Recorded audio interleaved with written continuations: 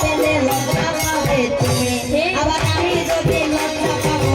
ফিরে যাব ঘরে আমি যদি লজ্জা পাবো ফিরে যাব ঘরে ওই যে তুমিও লজ্জা পাবে মাগো ঘরে যাই হোক লজ্জা দিও না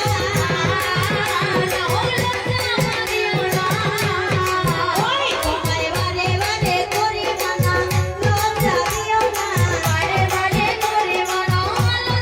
দিও না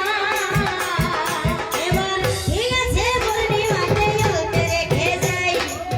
ঠিক আছে পূর্ণিমাতে অল্পে রেখে যাই এবার বলেন দেখি আপনারা কেমন আছেন সবাই কি ভালো আছেন কি খাওয়া পরে আসছেন ভাব তাহলে গলার ভোল্টেজ কই খান নাই তো কেমন আছেন সবাই আর ওইদিকে আমার মায়েরা কেমন আছে ভালো আছেন হ্যাঁ কিন্তু আমি ভালো ছিলাম না এখন কিন্তু আর ভালো নাই কেন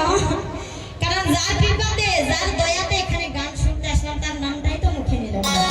হ্যাঁ যেমন আমাদের মুমিন বান্দাদেরকে যদি ভালো মন্দ জিজ্ঞাসা করা হয় তাহলে ওরা কি বলে যে আলহামদুলিল্লাহ আল্লাহর রহমতে ভালোই আছে আমাদের সমাজেও কি করবো নাই আছে অবশ্যই বলতে হবে যে দয়ালের